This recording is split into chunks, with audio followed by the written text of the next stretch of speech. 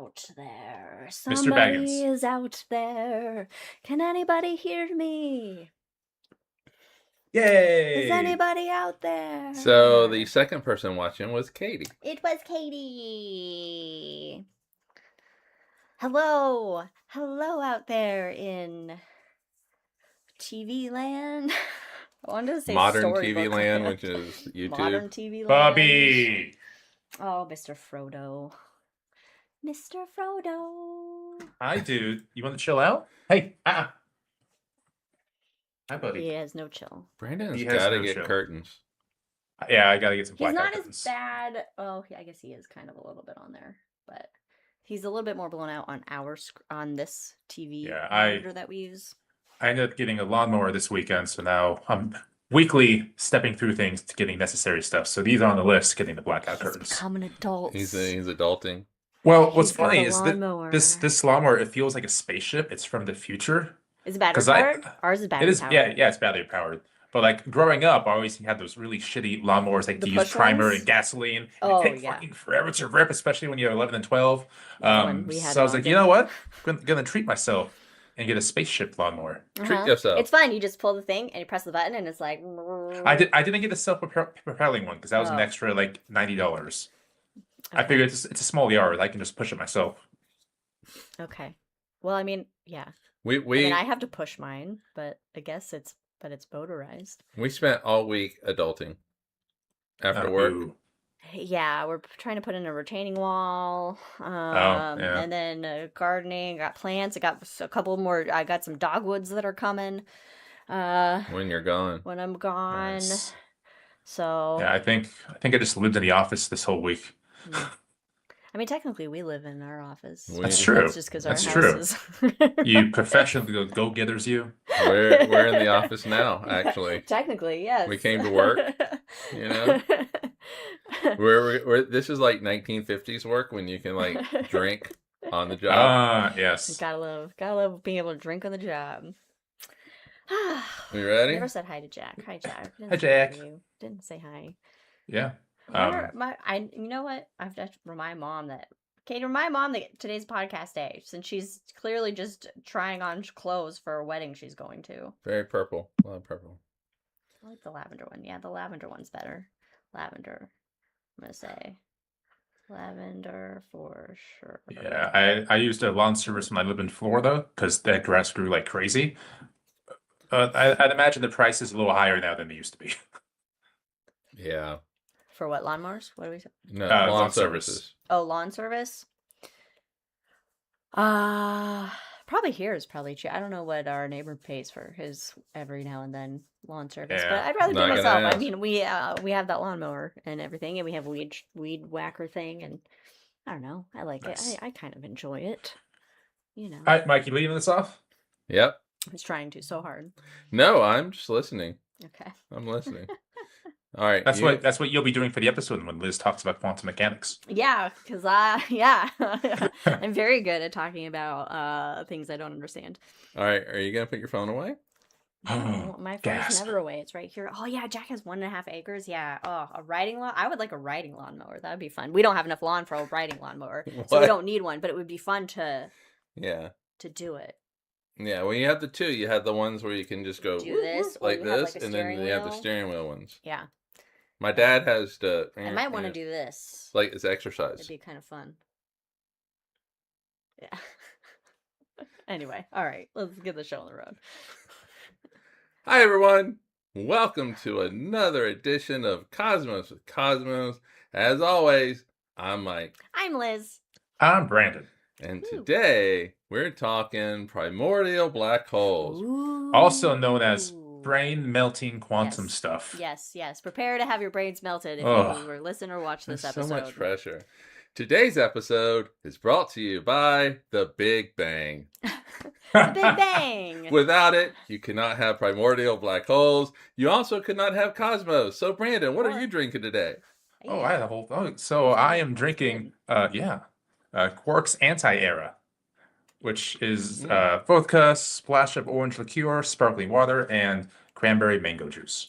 Ooh, nice. I almost did a vodka cranberry because I was like, I don't know, part of me was like feeling a little vodka cranberry-ish, but You could have done it. I Could have did done not it. We have all the ingredients, which is 2. Yeah, yeah, pretty much, yeah. What you drinking? I am drinking. That's a good question. Because this episode might leave you with more questions and not knowing what the fuck is going on. I see here I did that. Okay. Like that? That was good. That was a good twist. And it's basically a margarita with lemon juice and a Galaxy syrup.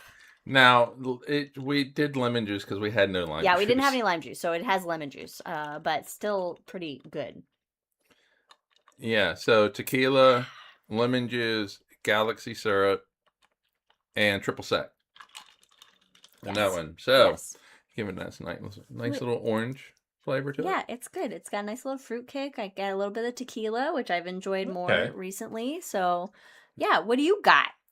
I have what I'm calling magnetic monopoles, just because it's such a weird topic. But anyway, it's very like gray looking, and here, I'm gonna hold it up to the camera. All right. So it has sparkles in it. It has white rum, Jamaican rum, a pineapple dragon fruit juice with the Galaxy syrup that we got just yesterday. We were like, it had us at Galaxy. The Galaxy. And we were like, we got to try this. And it's not very milky. No, not milky at all. It's more Andronima-y. Yeah. And like with yours, it has a little bit of glitter in it. So you put glitter in mine too? Yeah. Now I see it. I chose. Yay. I chose a pink glitter because I thought it's rainbow. I did not choose the pink. I chose rainbow because I thought maybe it looks like just purple and blue basically. It might show up on the blue background, but Jack has a dirty strawberry Italian soda, and I want to know what makes it dirty, Jack. That's what I want to know. And Katie has water, which is a good, smart, healthy choice. Isn't dirty just a combination of different types of soda? Is that? I don't know, because I like to get a dirty vanilla chai, and the dirty is espresso. But here in Utah, I think the dirty just means different types of soda. That's that weird Utah thing where they have soda shops and they just it's everywhere. All these weird There's sodas so many. Everywhere. Like the other day, I was driving down the street and a soda shop was just littered with the youths. It's so like, many guys, youths. It'd be so much better. You just add a little vodka in this or a little bourbon in these, But I get it, Utah. Yeah. Yeah. Good for the youths going to those soda shops. All right, follow us on all the things. We have. Okay. It's dirty because of 2 shots of almond milk. Oh, look at nut that. milk. We like that dirty nut milk. Jesus, my brain immediately went with just like middle school brain with dirty strawberry Italian, and then you add the nut milk later. Gotta add those nuts. Anyway, follow us in all the things. Yeah. Drinking Cosmos at Twitter, Cosmos everywhere else. Yeah. And follow us and rate us on wherever you get your podcast. Like and subscribe. Give us a thumbs up. Also, add comments or something. It really helps the algorithm or whatever it is that the young kids are saying today. So anyway, do all that stuff and help us out. Don't forget that after this, we have okay. Don't forget right after the main episode here, we have the Hangover, which we're gonna talk about. What are we talking about? Artemis 2. Artemis 2 around the moon. Did that happen? Down. Did that happen this week? The biggest joke in history happened on April Fool's this year. Yeah. Apparently. No, right. we're gonna talk Artemis 2. I got some pictures that I'm gonna pull up from Artemis 2. But I recommend Googling them yourself because they'll probably look better on your own monitors and shit. But we're gonna talk just about hang out and you'll be able to see those. Hang out for the Hangover. And yes. And then you'll be able to see all that. We have some friends of the pod. They're friends. Yeah. Family. These are some Nepo sponsors. Nepo sponsors. Check out Wildixia. Wildixia on Etsy for some really cool art and buy stuff. buy the damn art. Buy stuff. Yes, buy buy stuff. Also, participate in capitalism. Yes, right. I'm a socialist, but damn it, it's a small business. It's a small artist. Yes. Small. Yeah, you can get it. Also check out the Mr. Proctor show. I always want to add Ron. The Mr. Proctor show.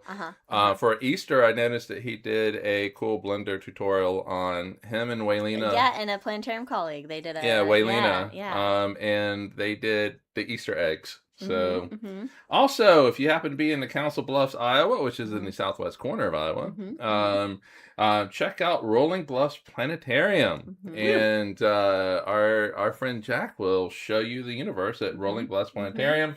Check out more information about what Jack has going on at rollingbluffsplanetarium.com. Woo! Also, every other Wednesday is the shot. Do we have to record a shot? I'll look at the calendar. You look at the calendar.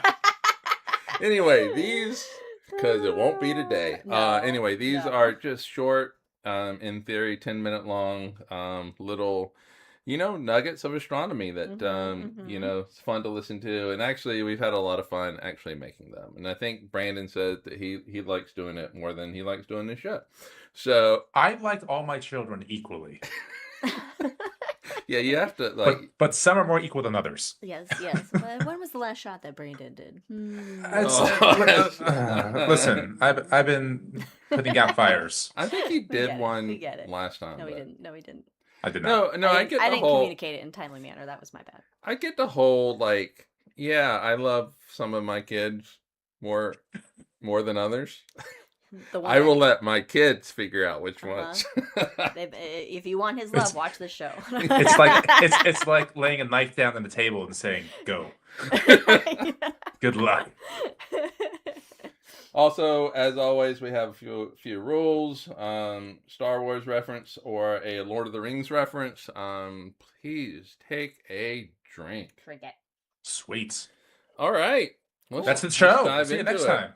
Yeah, right? That's all there is to it. That took 12 minutes. Let's get Primordial. Primordial Black Holes. So let's do regular black holes first. Oh, we got to understand regular black holes before we can understand. Did you not read the notes? I didn't read a single bit of the outline. She's going in blind. And that's how I want to do it. I want to be amazed really quick, and mind-boggled. I think it was last episode, The High in the Sky, there was a moment about a news article talking about primordial black holes, and I had not heard about those because it's kind of a recent development in the world of science.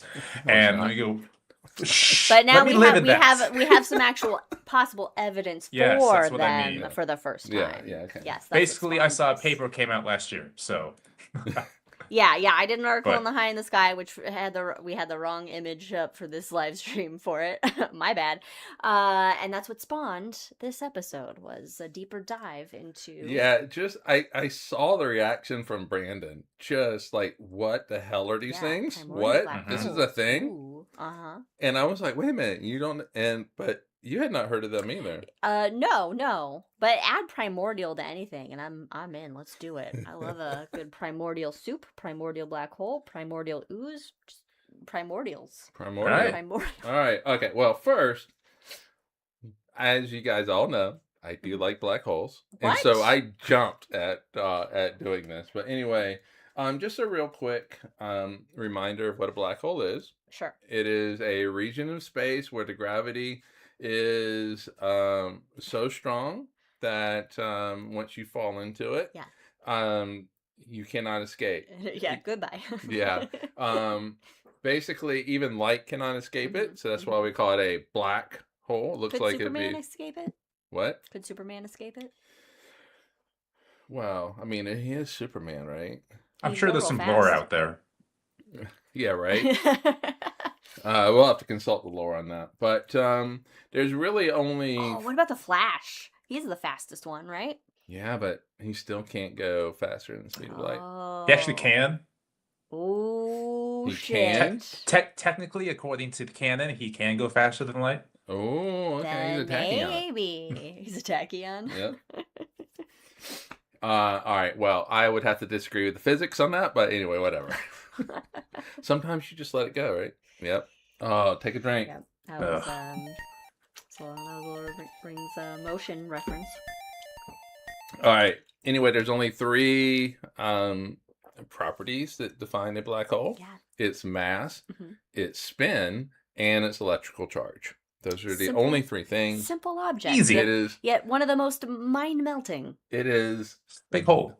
A black hole is the simplest object in the universe.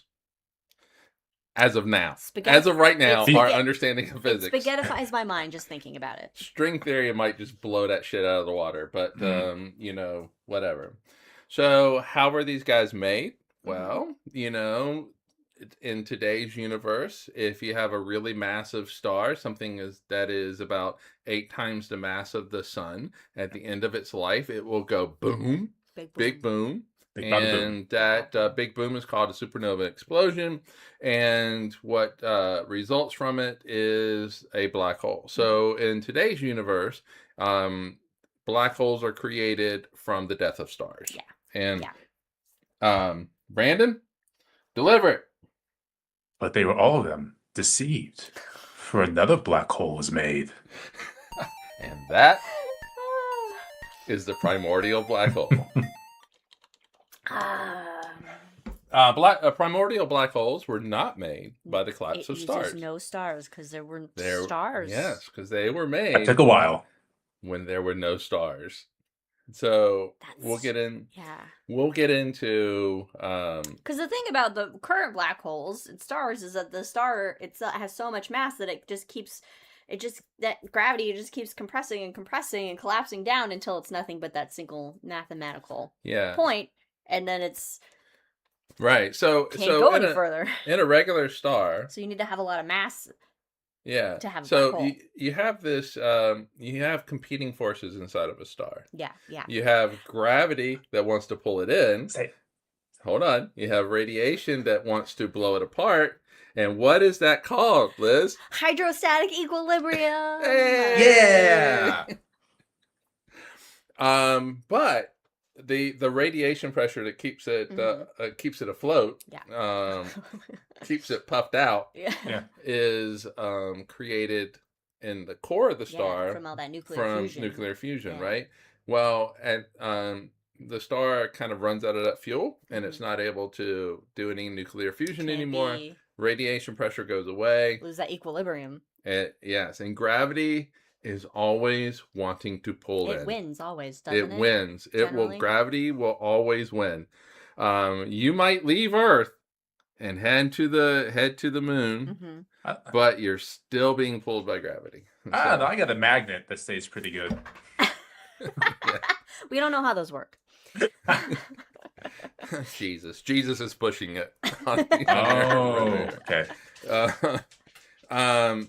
Radiation pressure goes away. Gravity makes it collapse, and then it rebounds off the core. Boom! That's the explosion, and then the core becomes a black hole. You can also get neutron stars out of supernova depending on the mass of the star, and it's So these are not primordial black holes. Are not created from stars. They are created really kind of from the Big Bang ghosts. So, and the Big Bang didn't actually create it, but it was shortly after the Big Bang. And in the notes, I had just written a Big Bang detour because I was just going to talk about the Big Bang just real briefly. And Brandon, I sat down at the computer to work on notes today. Did the detour turn into its own little road trip? And Brandon's going on full on road trip. Yeah, he's got it all mapped out, all these places. We're going to the Great Ball of Yarn. We're going to the tallest cowboy boot. We're going to But there's a reason for that, because I'm not, a fancy physics punk at all. I kind of see things visually through a narrative. So I needed to get an idea of how and when these black holes came to existence. So I needed to see the field around it, right? Not just a single point and talk about the point, but the Big Bang itself, what happened directly after that, and kind of go chapter by chapter until we get to these primordial black holes, and I go, oh, that makes more sense now. Yeah. And so I was really only going to, so the Big Bang, after the Big Bang, the history of the universe, like the geological period on Earth, is broken up into epochs and eras. And I was really just going to talk about one of them, and that was going to be it. And Brandon just goes into quantum physics and all of that. And I'm like, we're doing this. All right, let's do it. Buckle in, everybody. Hold on to your butts. So, Brandon started this whole thing by saying, fun fact, there are 7 eras of the universe within the first 3 minutes of its existence, which is true. And most of these are just exceedingly short, mind-numbing short. Let's be a fly on the universe. Wally. Yeah. So, since Brandon brought it up in the notes, at least tangentially. Well, he did a few of them. I'm like, we're including all of them. I'm sorry, great use of vocabulary word right there, tangentially. Very nice. Oh, thank you. I don't think it necessarily applied, but I like it. I use big words. I like it. Some of those officious. I'm sorry. That's an inside joke for us. All right. I'm sorry. Apologies. That was for me. So the very first epic in the history of the universe is the Planck epic, the Planck era, and it's also like the shortest. It is 10 to the minus 43 seconds. Wait. After the Big Bang. After the Big Bang. Wait, but modern physics can only understand 10 to the negative 32 seconds after the Big Bang. We actually can get pretty close, yeah. So wait, is 10 to the 42 bigger than 10 to the 32? I don't know what. We can with modern physics. Yeah. We can get down to 10 to the minus 43 seconds after the Big Bang. It is minus 43. Okay, it must have changed. Beyond that, that's the wall. That is the wall to physics right now. We do not have unlike, I don't know, I'm just gonna pick a word, and I'm just gonna say, unlike creationist, it's just a word I made up, that can't admit that they don't know something. Right. In physics, well, in science, they go, we can. We don't fucking know. And this is the wall. We beyond this, we don't really understand. Yeah. That is it really short. You cannot. It's so hard to conceive 10 to the minus 43. Yeah, because it's like it is a 0 point and then 43 zeros. Yeah. And then you might have a 1. Yeah, it's like such a. Yeah, I'm already dead. I'm already dying. I'm already done. And so that's yeah. And it's just amazing that we have figured out how the universe operates up until that point. Yeah. Now, there are real fundamental questions that do not allow us to get beyond that wall. Like, how does gravity really fit into all of this? That's the main one. And then once we can break through that wall and make that understanding. Like the Kool-Aid man. Just send the Kool-Aid man in. Get him a degree in physics. Yeah. And there's some ideas out there, like string theory. Right. But string theory... Which is more of a string philosophy. It's more of a philosophy because at this point right now, you can't test string theory in the way that you would want to test string theory. And if you can't test it, it becomes a philosophy. But we're going to be able to test it at some point. And if it's correct... It's the Mike George promise. I might not be alive, but... we will be able to test. Read my lips. We will break that... Mr. Physics, tear down that wall. Damn. That's like a deep cut to the 80s guy. Or 90s or something. 80s. It was 80s. It's within our demographic. It was Reagan. All right. So from 10 to the minus 43 seconds to the 10 to the minus 36 seconds, you have what's called the grand unification era. Grand unification. The gut era. This is where and by the way, in the Planck era, all the laws of physics, all the forces of physics are unified. They're one. They are one. They're one. But they're a single force. I saw an interesting and the universe is in symmetry. But I saw an interesting description of this symmetry, and it's like a pencil that is standing upright, but on the point. Right. Okay. And so it's in symmetry, it's but that symmetry is not going to last. Okay. And well, because there's 43 zeros and the 1 in time, I can get a pencil to do the same thing in that amount of time. Yeah. That's true. That's true. All right. So the universe expands. Mm-hmm. Gravity falls off. It is now not unified. Oh no. It is now not unified with the other forces of nature. And there are 3 other forces. So it was first to leave. It was like, fuck you guys. It was the first to leave. So going out on my own. The 4 fundamental forces of gravity, of the universe, of physics are gravity, strong force, weak force, and electromagnetism. Oh, okay. So in our everyday world, we experience the electromagnetic force, light and heat, friction, magnets, all of that kind of stuff. It allows me to touch you without touching you, and gravity. Those are the 2 forces. But on the nuclear level, down at the quantum level, you have the strong and weak force. The strong force is what binds nuclei together. So it holds us together. It's like the force, yeah. It's the force. Well, no. Electromagnetism holds us together. That was a Star Wars. Strong force. The strong... There's a lot of force. The Force Awakens. Oh, do we have to do another one? Nope. All right. Nope, we'll leave it. The strong force holds the nucleus together. Okay. And it has a certain range in which it operates. Right. And that range will basically dictate the maximum size of a nucleus you can get. That is why a periodic table looks the way that it does and doesn't have like 1,000 other elements on it. Oh, okay.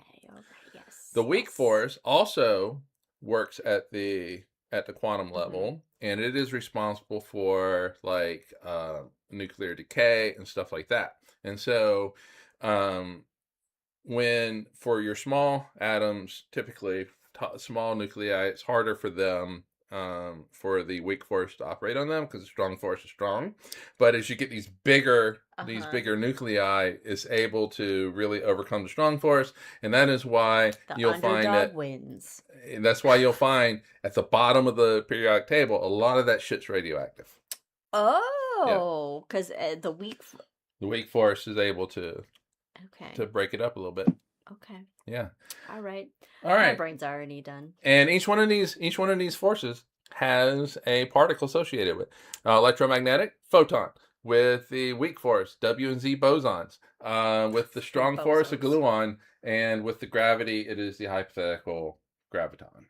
Graviton. Yeah. And I love that he's not reading from notes. He just knows that off the top of his head. He does. That's why he's fancy. Nerd.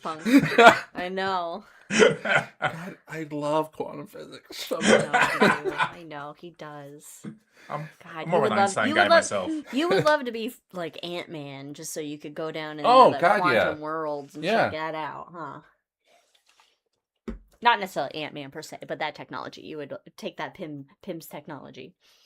All right, so from 10 to the minus 36 seconds after the Big Bang to 10 to the minus 32 seconds after the Big Bang. Man, getting old. Oh man, we're getting old. We're getting close to a second here. Not really anyway. Not even relatively. The strong force pops off because I don't want to be with you guys no more. Man. Yeah, and so it's like falls Morgoth. off. It falling off. Wait a minute, what happened? He said. I said the strong force leaving the other forces is like Morgoth leaving the Iron of the Earth. There you go. Yep. That's deep cut. That's Similarian. Oh yeah, I got that right over here. Nice. The strong force popping off causes something to happen into the universe. It is called inflation, and this is a rapid expansion of space-time, so much so rapid that it is faster than the speed of light. Now, I know. Wait, there's no light yet. I know. All of you guys out there, all you physics fans are like, wait a minute. Hey, Susanna. That's exactly what they're like. She heard the opening of the like, show. Nobody sees chat in this part of the show, so it's just like a random. So, for all you physics fans, I know you're gonna say, "Hey, Mike, hey, man, nothing can go faster than the speed of light." So we got to sit down and talk Apparently about it, man. the You're Flash going crazy. Yeah. That is true, generally. However, space-time can expand faster than the speed of light. Yes. And so space-time is not limited by Einstein's speed limit. Yeah, get out of here. Einstein hates this one simple trick. Fucking. So, what's crazy? Yeah, check out our episode on time. Yeah. Oh my, nice. Thank you, Susanna. So the universe goes from exceedingly small to the size of a grapefruit in that time. A little baby universe. I'm assuming that means like going from the size of an ant, we talked about that, man, to the size of the solar system. I'm assuming it's something in that scale. Oh yeah, I think I would say that. I should have done like some sort of calculation like that. Yeah, but you know, you weren't expecting to go on this road trip down to the timeline of the Big Bang. And it goes and this happens between 10 to the minus 36 and 10 to the minus 32 seconds. I mean, it's like it's so fast. And then so the universe at this point is this quark gluon plasma. There's a lot of quarks and gluons, the strong force particle that are just kind of interacting, and it's basically I think Brandon had mentioned at some point that it was a quark soup in his notes, and so imagine all those Ferengis competing for business. I know, right? And so at this point, the universe actually is cool enough to where that expansion can slow down, and we move on to what is now called the electroweak epoch, the electroweak era, and it goes from 10 to the minus 36 seconds. So this is kind of happening at the same time as inflation. Yeah, this is happening real fast. Yes, but it goes to 10 to the minus 12. Now, so a trillionth of a second. A trillionth. Now wait a minute. After this electroweak is not one of the errors I saw. So for me, it goes straight from inflation to the next one, to quark. Yes. That's interesting. Yeah, you skipped a whole epic. A whole epic, man. Which when I initially was reading epic is spelled EPOCH, and in my brain, I always pronounced it as epoch until I heard somebody say it, and I was like, oh. So this is when particle interactions create a lot of exotic particles. Kind of think of CERN with this. Yes. You're getting fancy out there. You can think of CERN.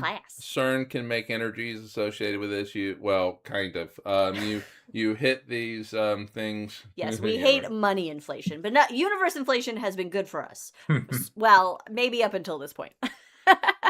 At this point, the W and Z bosons are created. This is the particle for the weak force. The Higgs boson and Higgs field / Higgs field is also created. This gives mass to particles. So now particles have mass, and now they slow down. They cannot go faster than the speed of light at this point. Oh no. In the next epoch is what Brandon had alluded to. This is the quark epoch. And this is from 10 to the minus 12 to 10 to the minus 6 seconds after the Big Bang. All right, we'll get into measurable time. Through these. Are we? These are quarks, are fermions, and in the notes, oh man, I deleted it by moving stuff. Brandon had mentioned that quarks have color, and he said, "Nope." I didn't know that. They're flavors. They're flavors of quarks, right? It's just not. That's categorization. The color is not associated with flavor. Oh, okay. Yeah, okay. There are. They're not like Skittles, right? Is what there's 6 quarks. The quark rainbow. with quarks, you do have 6, and then in this epoch, you probably did have those really massive ones. You have up and down, which is what is responsible for what we find in the world today. You have top, bottom, strange, and weird. No, strange and charmed. Charmed and strange. I don't know why. Charmed. Why did they call it charmed? Because it's a semi-charmed kind of life. It's or it's just witchy. So, they have an attribute, a thing called color. And I think Murray Gell-Mann and all the other people who came up with what's called quantum chromodynamics, which is the theory behind all of this, they were doing some just crazy acid. They were doing no. They didn't need to do acid because physics was their acid. My brain is already melting. You don't need additional substances to get there. So for quarks, the color has nothing to do with color that we associate with, that we understand. I don't think it's big enough to have color yet. That's true. Well, I mean, color really is it's just the our wavelength. brain interpreting energy. Yeah. The wavelength or the frequency what's absorbing or emitting of a photon. Different. Yeah, and so it's basically how these quarks, and the anti-quarks and stuff like that, actually interact with the strong force. So that's all it means. And there's red, green, blue, and then you have anti-red, anti-green, anti-blue. And so the reason why... And none of this means actual colors of red, green, and blue. Right. So, but these color combinations, what we're calling color here, have to be combined in such a way that the resulting color is neutral or white. And so with like if you have a proton which has 3 quarks in it. Sure. If the first 2 are red and green, the third one has to be blue. Right. Okay. And so that makes white. Because if you got another red, you're more red than you are. Exactly. All right. Exactly. Okay. And so that actually limits the number of the particles that have 3 quarks, the number that you can have, or at least the configurations. Right. Now, you do have some hadrons or fermions, or the fermions that have 2 quarks in them, and 2 quarks this time. Boop. And if you have one quark that is red, the other one has to be anti-red. It cannot be any other color. Huh. If it was anti-blue, when you got a fascist, there's always an anti-fascist. Yeah, right. Ideally. So that's the whole thing about the color. So I just love that Brandon put nope in there. Nope. All right. So during this time, the electromagnetic separates from the weak force, and so now we have all 4 forces that are. This is gonna be a long episode. We haven't even touched on Primordial Black Holes. We're gonna get there. We're gonna get there. We're not explaining the environment. We're not even through 1 second of the universe's creation yet. Well, now that you say 1 second, we get there with the Hadron era. This goes from 10 to the -6 to 1 second. The universe cools down enough where protons and neutrons are actually made. And Brandon says there's this another anti-war between protons and anti-protons and neutrons and anti-neutrons. Because we didn't mention the cool thing in the quark era is that's when the matter and antimatter war happens. They all collide with each other and destroy each other, and there is more matter than antimatter. And so that's how we are here today, is because matter won out. Matter won. Matter matters. Matter. Guys. Thank you. Yes. What did we just hear? It was a Teams thing. It's a spam thing. It was not for your teams. So from 1 second to 3 minutes is called the lepton era. This is when leptons or electrons actually dominate the universe. Electrons and positrons go to war, resulting in their destruction, which is the destruction is photons, which then go about making more electrons and anti-electrons or positrons. But there's last merge of the positrons.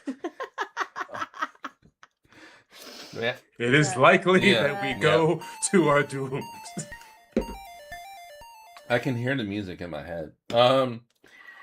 So obviously electrons went out, or the non-anti-leptons went out in this great battle. From 3 minutes to 20 minutes is the nucleosynthesis. This is when atomic nuclei start to form with hydrogen and helium. The good stuff. You also get a lithium. A smattering. Just a smattering of lithium. A sprinkle, yes. There. Yeah.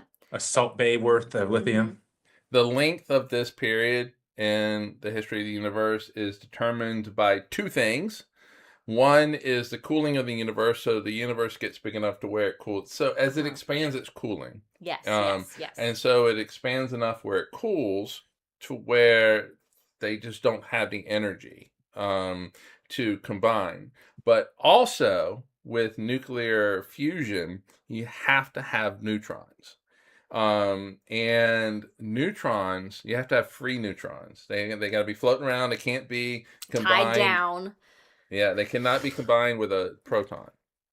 So there is flying. Just all these single neutrons. All these single neutrons. Very hot single neutrons. Yes. If you like it, put a proton on it. The half-life of a neutron, a free neutron by itself, is not stable. It will actually disintegrate into a proton, electron, and a neutrino.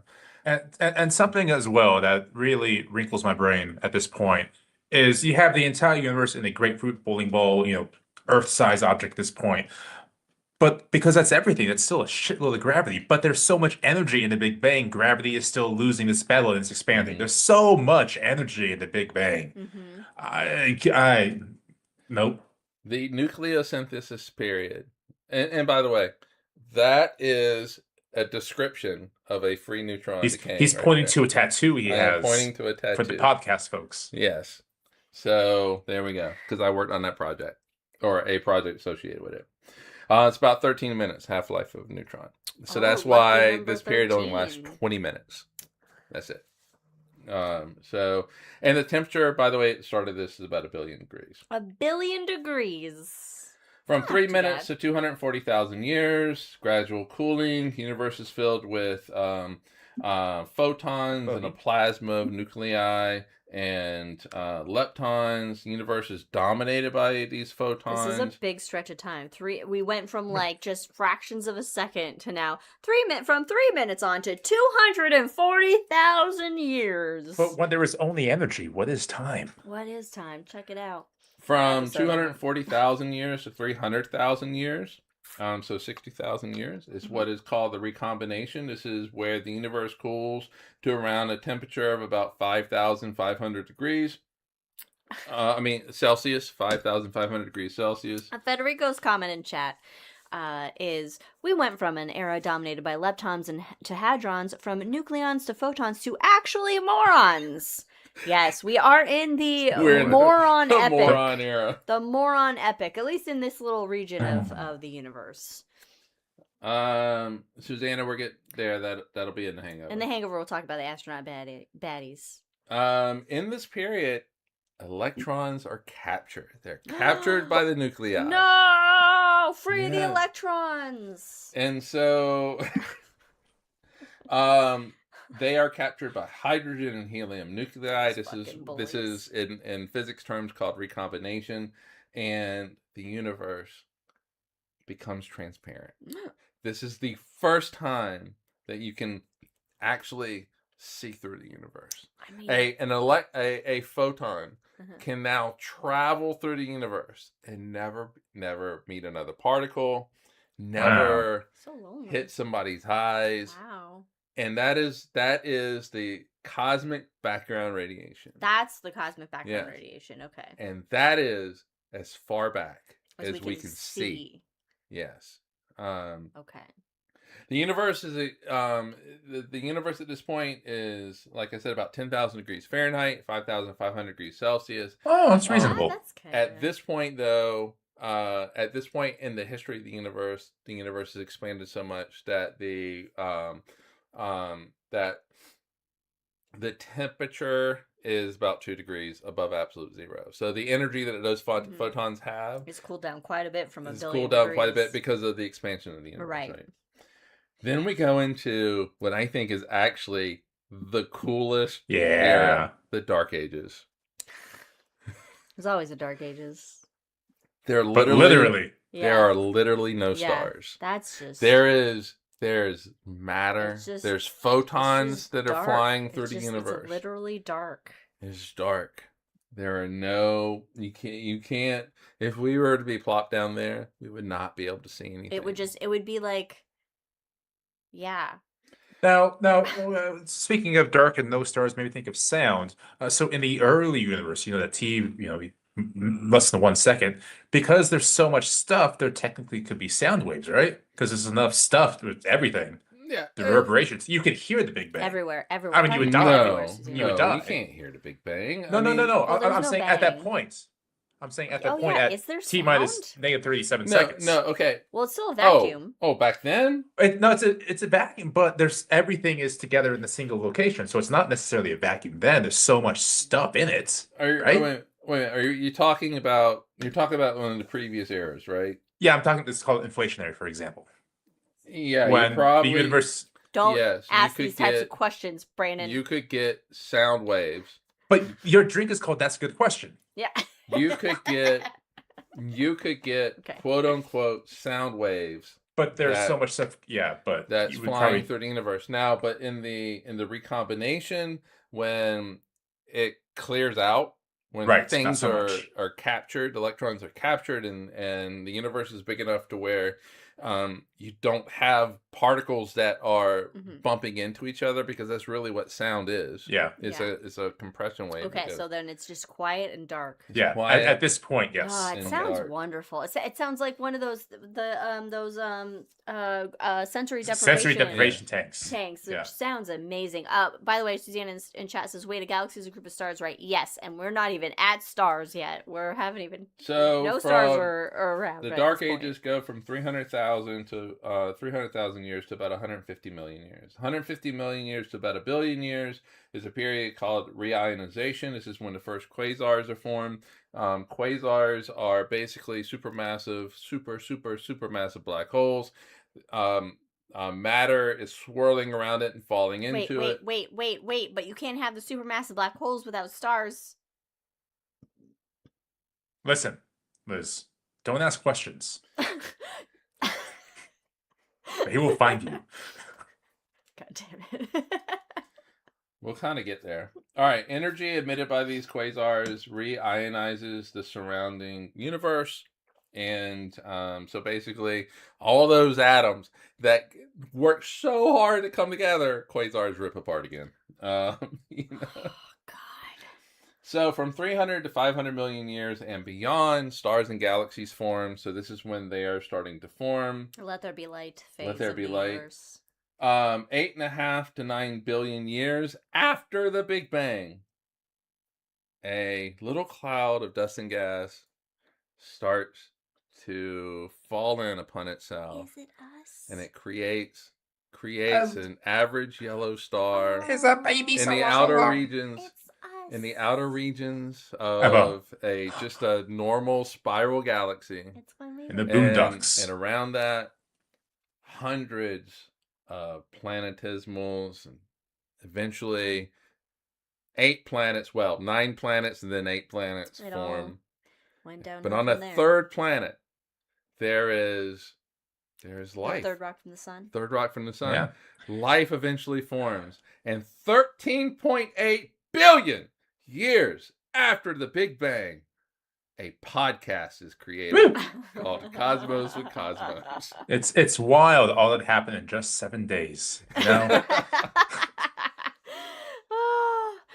Suzanne asks, who discovered this and how? A lot of people with a lot of science over many years. Okay, so that was more in depth than I had originally intended, but I love getting the history of everything. I'll take acceptance of that, because the episode is not about time or a history of our universe. It's about primordial black holes. So with that environment now known, so we go back and say, when did primordial black holes exist? In inflation period. They think inflation. that... and inflation, by the way, was 10 to negative 30 seconds to 10 to negative 32 seconds. Yes. That's when? Yeah. That short little time, and you get primordial black holes in that fucking time frame? So now we can talk about the episode. Primordial Black Holes. That little time frame is when, and they're still here? Well, obviously, they're still here. So primordial black holes have been a thing in physics, a hypothesis, since the 1970s. Like I said, new. Very good. So 50 years. All right. Take a drink. This is going to be my last drink. I said very good year. All right. So there was a Soviet physicist, Zeldovich. Wait a minute. Sure. It's confidence. Confidence with those names. Yeah, you actually had it in the notes. Yeah, Yakov Zeldovich. Him and Say it Igor like you're drinking vodka. Novikov. I am. They came up. Let me see it. Where is it? They came up with the idea. Where is it?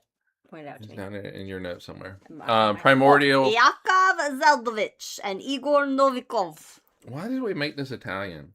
Well, I didn't mean to use the Italian when I was doing the vodka accent. The Russian accent. Anyway, in the 1960s and 70s, they came up with this idea where primordial black holes could have been formed after the Big Bang that are not related to how black holes form. Stellar mass black holes. Stellar black holes. Is there a why? Why they were like, hey, I think there was primordial black holes. Oh, you know what? Oh, I didn't. They just had too much vodka one day. They're like, hey, guys, what if there were black holes before there were black holes? Probably. But basically what they said was that there were probably regions after the Big Bang where gravity, that the density was so great, the gravity was so strong that these black holes formed. It was a high concentration of gravity. High concentration of gravity and all that. It's like you go to instead of an oxygen bar, a gravity bar. Yes. Right. And so those are rooms. So isn't that just the trampoline park? Yes, there are different types of black holes. And it is. So then the question becomes, okay, so scientists would love these kind of strange ideas like this, and they love them for two reasons. Yeah, they do. Fucking weirdos. They love them. They love them because they can maybe run with them. Could lead to a Nobel Prize. Not a Nobel Peace Prize. Prize. Just a Nobel. Or they're like, we're gonna debunk this. We're gonna prove it. This can't happen. Right. And so primordial black holes have lasted over 50 years. So it's not like it has really gone away for something that doesn't have a lot of evidence behind it. But the Higgs boson.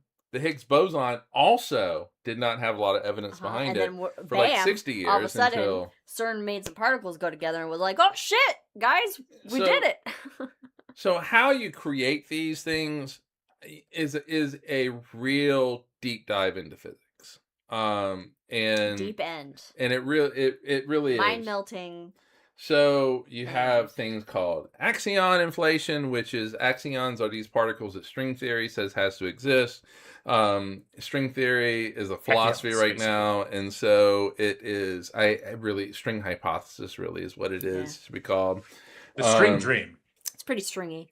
So that's really quite very hypothetical. All of this is really kind of hypothetical. You have this thing called reheating, which happens in the transition between inflation of the universe and the very next epoch or era, which is kind of a radiation dominated era. Sometimes you just got to put it back in the microwave. Pretty much. So in this radiation era, the universe is really trying to get into like a thermal equilibrium, but so everything's the same temperature. Yeah, it likes things to be. And if you look at the cosmic background radiation, pretty much everything really is at the same temperature. Yeah. But there's slight differences. Tiny variations. Those tiny variations is what leads to formations of galaxies and stars and eventually us. It's not completely homogeneous. It's not exactly. Big science word. I did it. So maybe this process of getting into thermal equilibrium is not complete in some of these areas, and it becomes really dense, and you get primordial black holes that pop out of it. Also, another idea that maybe can create... Wait, okay. Yeah. I'm sorry.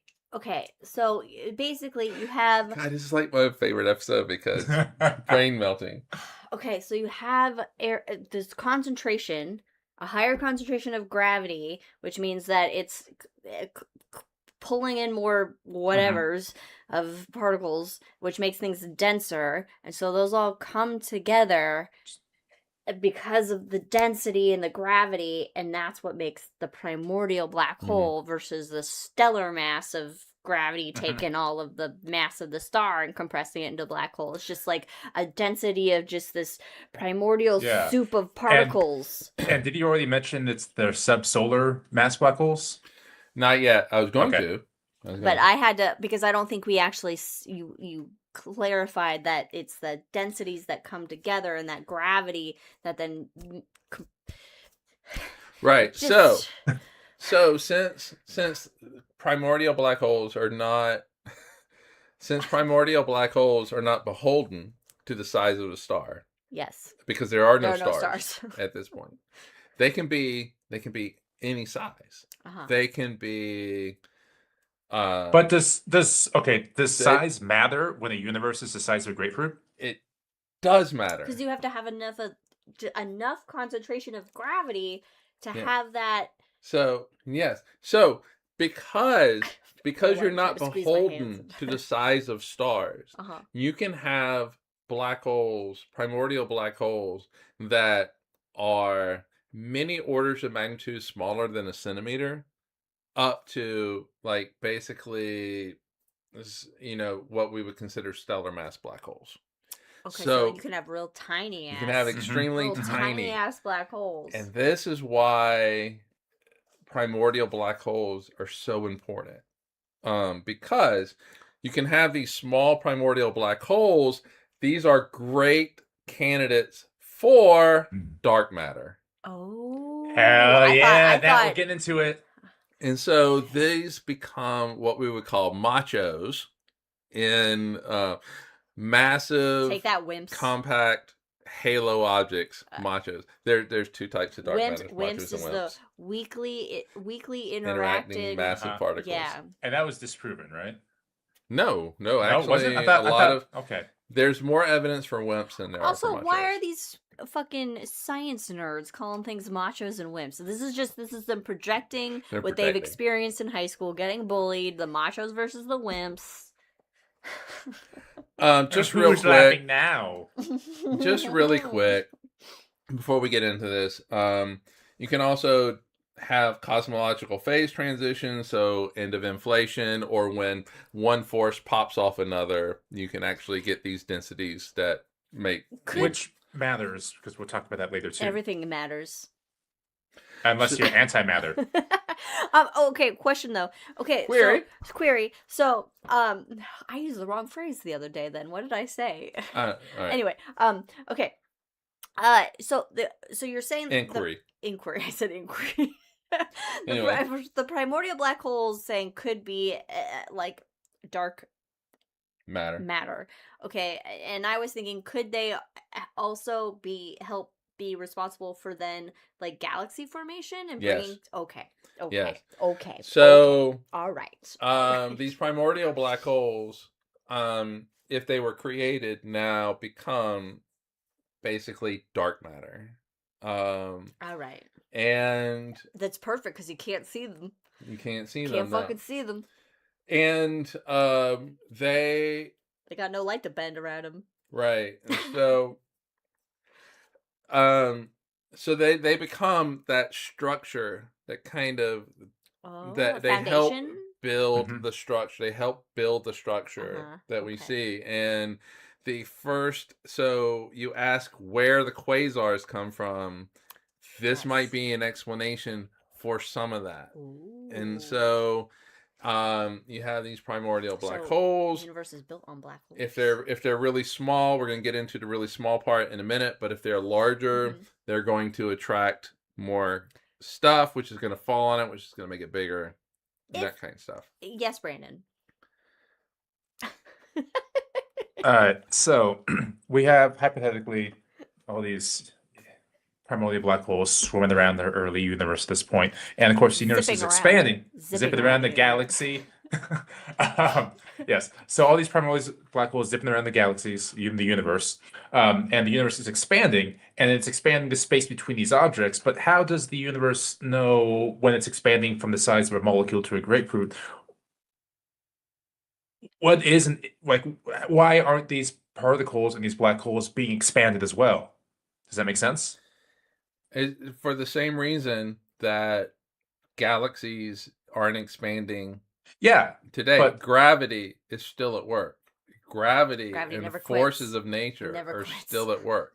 So brain melting. His brain is melting. If gravity is that strong then to hold these objects together in this early universe, gravity that's my is question. So much fucking stronger than because that's right. The entire universe inside of a grapefruit. Smaller. Yeah. Because physics changed.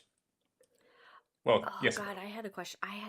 Okay, these primordial black holes, if they're the size of a fucking what'd you say the smallest one? Prepare yourself. Look. Yeah, they're smaller than a centimeter. Okay, if they're smaller than a centimeter. Okay, hypothetically, if you get near one, do you still spaghettify? No. All right. No. Can I eat them? Are they Skittles? Okay. Can we have black hole Skittle? Okay, all right. I'm sorry. Yes, I know. Let's. I actually have like a whole section. All right. Even like more like mind numbing. I just want to eat a black hole now. Anyway, see what it does to my insides. If all right, yeah, for sure. Yeah. So what started all of this was 2 weeks ago. Liz fucking chose an article randomly about primordial black holes being possibly seen for the first time. Well, not seen, but right. No, it seen. Actually, potential evidence for primordial black hole after all of this, after over 50 years of hypotheticals. Yes. So on November 12th, 2025, the LIGO Virgo Cogra team reported on S251112 CM. This is a compact binary merger candidate, and it took place during the quark hadron transition era. And really quick, if I may, I just want to read the first sentence in the abstract of that paper. All right, because I think Mike will enjoy this. I think everyone will. The detection of subsolar mass black holes is a milestone of modern astrophysics, as it would open a window either onto new stellar physics or could potentially unveil the nature of dark matter as primordial black holes. Yes. That's a hell of a sentence. Mm-hmm. So, when a stellar mass... I do love me some stellar physics.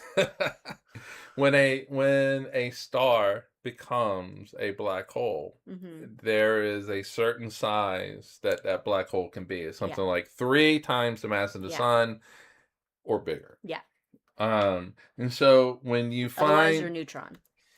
Otherwise, it's a neutron star. So when you find the merger of black holes... Of something smaller. Of something smaller than that, it's like... What? No. Either this is a primordial black hole or we got some new fucking physics going on. Right. Most likely it's primordial black hole. Right. And so that's why this is so big. Right. This is really the first time that we're seeing something like this. I forget what in the article, what was used to, it was LIGO. It was LIGO. And what's great about this is that there are, I forget what they're called, that's coming up that's even more sensitive than LIGO. LISA. Don't ask me what the acronym is. Do you have the Laser acronym? Interferometer Space Antenna. Okay, so LISA, God, I really hope like their imagery, they should use like this Lisa from The Simpsons because she's like nerdy and smart and wonderful. Okay, so it's gonna be even more sensitive than, and LIGO's already so sensitive, like they have to cancel out like pickup trucks that drive by, like just normal shit that's driving on the road, far away from them. They have to cancel out. They have to eliminate. as background noise, basically. So Lisa being more sensitive, so the more sensitive we can get, then the easier it is to detect this kind of shit to then help prove the hypothesis of primordial black holes. As long as NASA keeps it funded. Okay, we don't need to fucking look. Let's just pretend. Is LIGO NASA though? No, it's ESA, but NASA is a huge contributor. Yeah, I didn't know LIGO was ESA. So that would set it back quite a bit. Lisa, ESA. So this is a big fucking deal. It's a huge fucking deal. This is a huge deal. And it's not that okay, LIGO has 2 places. LIGO is in Washington State. Yeah, we could go visit it and check it out. Yes, and also in Louisiana. And so it's not like you see one and go, "Oh, that's it." You see that's it. You got to see it both places. Both. And if you can bring in Virgo, which is Italian. Federico! Hey, Federico! Oh, don't do that, Liz. Sorry. Man. I can't help myself. Anyway, Virgo, I'm Kagra. married in Italian, so I think I should be allowed. Kagra is Japanese, and so if you actually have all 3 of these, that's a fucking that's a big fucking deal. Good ass fucking. So there are implications for this. Dark matter, galaxy formation, a thing called the cosmological domain wall, which I've never heard of this. Yes, you have to change. You usually have to change any group policy settings. Yeah. Is it past the paywall? This arises from phase transitions or force breaking, things like that, in the early universe. It would actually imprint on the cosmic background radiation. We do not see that. Oh. So the question is why? Primordial black holes might be an answer to that. They could clump matter together and get rid of those domain walls. It also could the primordial black hole would have to be formed first in this case, and so it would actually prevent these walls from happening. If it was after the primordial black holes form after the walls form, maybe they played in some sort of role in getting rid of these walls that we don't see in the cosmic background. We can background. call them Jericho black holes. Yes. Make the creationists happy. Magnetic monopoles.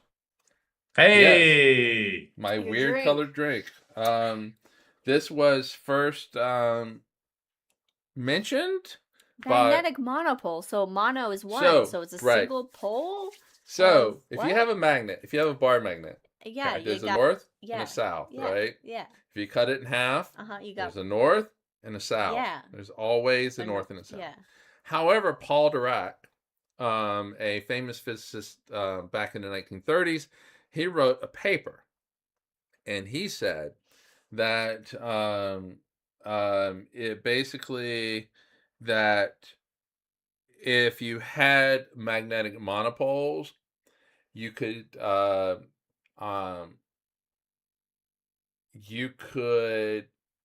right, if you had magnetic monopoles, you would have electric monopoles in the universe, and we have electric monopoles. Electrons, protons. Because they're only one charge. They're only one charge. So you would either have a magnet that was a So a positive or a negative. If you have in a universe that has electrical monopoles, if that charge is quantized, if there is a minimum charge, which there is an electron, all charge is based on the value of an electron and how much charge it has. Even protons are based on that. Then magnetic monopoles can only exist in a universe. So it doesn't mean that magnetic monopoles exist. But if you do have quantized then they could charge, then they could. And so in modern quantum physics, magnetic monopoles should be there, right? However, when we look out in the universe, we don't see them. We don't see magnetic monopoles anywhere. How would we even discern? Well, it would have certain characteristics and stuff like that. I'm broken. I broke. And so shutting down. Press reset. Join the club. I've been here for a while. I'm resetting now. Primordial black holes might actually answer that, where they absorbed the magnetic monopoles and stuff like that. So, and then string theory has all this shit that it talks about. Fucking string theory. Yeah. It feels like primordial black holes are one of those theories, one of those ideas at the time, like from 100 years ago, could solve like half of physics, right? Mm-hmm. It's like, oh, if these existed in T minus 36 seconds after the Big Bang, it could solve all these problems. Yeah, but we have a tantalizing piece of data that says they might exist. Yeah. With LIGO. I mean, the fact of even trying to,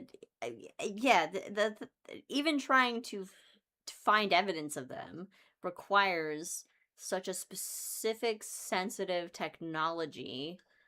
Right. Because especially if you're dealing with a black hole that is on the I mean, look, the only way we even see stellar mass black holes today are the effects, the gravitational effects they have on all the visible matter surrounding them. So primordial black holes, if it's something that is even like as big as a fucking inch, a caterpillar or whatever, that's almost impossible to see with our current technology. And how do we learn what happened in the quark era? By a tiny vibration of a laser in Louisiana. Yeah. What the fuck? Yeah, we're using lasers to fucking detect black hole collisions. We should probably do an episode on LIGO. We need to, yeah. But it's crazy with physics that we can go all the way back to 10 to the minus 43 seconds after the Big Bang. But we can't find out what girls are thinking. But there's still mysteries. There's still mysteries with the physics that we do know. There's still mysteries that we're trying to answer. And LIGO obviously is a key player in trying to understand primordial black holes. We're going to hopefully launch the Nancy Grace Roman Space Telescope later this year, which is infrared space telescope, where part of its scientific objective is to look for primordial black holes. Ooh. Which is the way that it's doing it is to look for gravitational microlensing, a very specific signature with gravitational microlensing. That seems difficult. But these are oh my god! So many more questions. The Fermi telescope has actually limited how big some of these can be. Primordial black holes with a mass of 10 to the 13. I will get into that in a moment. Makes up less than 1% of dark matter. So it is basically put an upper limit on, at least for these particular 10 to the 13 kilograms. It also has said that it has basically excluded primordial mass black holes with a mass between 100 and 1,000 solar mass black holes. So we do have Fermi's not seeing them directly. The Fermi is a gamma ray telescope, or is it X-ray telescope? It's one of them. I think it's X-ray. I think it's X-ray. Because it's not seeing them directly, well, but we can't see any of them directly, right? But it's saying because we're not seeing this particular signature in X-rays, they don't exist in this particular mass range. Okay. So I do want to say that black holes, an interesting thing that I did not mention about black holes at the top of the show 14 hours ago was that black holes have a lifetime. A long ass fucking lifetime, but this is where Hawking radiation comes in, right? Yes, Hawking radiation. Stephen Hawking. Thank you, Stephen Hawking. I've stepped on your grave, sir. Predicted that, he actually showed that black holes do not, they're not entirely black. They radiate energy. And right there, just above the event horizon, there's the curvature of space and time is so great that you will get little particle pairs that get created. And And so a proton and an antiproton will get created. They go out and they're like, hey, I miss you. And they start to come back in normal space. Each other? They annihilate each other. Oh, no. And the timeline for this is 10 to the minus 43 seconds. So why couldn't it be 42? Yeah, so it's called the Planck time. It all has to happen in that time length. But anyway, right there at the black hole, one of these particles, and these are what we call virtual particles, since they do not exist outside of that 10 to the minus 43. So it's like Bitcoin. It's like Bitcoin. Oh, we don't talk about that. They're not quote unquote real. They're real, but not in the way that we. Yeah. But if it's right there at the black hole, one of them falls into the black hole and the other one escapes. And at that moment, it becomes a real particle. It becomes Pinocchio. It becomes a real boy. Oh. It becomes a real boy. It's a Pinocchio particle. Yes. And so to make the physics work, the one that goes out is a real particle that we can now interact with and we can say it's there. But the proton that falls in to the black hole now has to have a negative mass. Mass 1 plus negative mass 1 equals 0. It has to always equal 0, right? And so it falls onto the black hole and takes a little bit of mass with it. And so the eventually black hole disintegrates the black hole. Evaporates it. Over trillions and trillions of years. Well, it depends. And so the rate at which that radiation goes out from a black hole is inversely proportional related to the mass of the black hole. So the smaller the black hole, the faster it evaporates. So makes sense. Let us pretend that little Jackie is a black hole. Little Captain Jack Sparrow Jackie? Captain Jack Sparrow Jackie. Aw, Jackie. So Jack weighs about 35 pounds. This is why you were asking me the animal. Yes. I knew you were asking me the animals' weights for this episode. I had a feeling. So Jack weighs about 35 pounds. That 30, is 15.9. It was just easier to do it. Right, it's fine. 15.9 kilograms for everybody else in the world. Jackie lived forever. Yes. Jackie will always live forever. So, is sending out the Jackie black hole. Jackie particles. Is sending out all these particles. He would his life as a black hole would be 5.925 times 10 to the minus 21 seconds. Oh no! So real short. However, though, he has a temperature of 7.7 billion trillion degrees Kelvin. He is hot. It's a hot dog. He is hot. The luminosity is 1.4 trillion 100-watt light bulbs. So he is shining bright.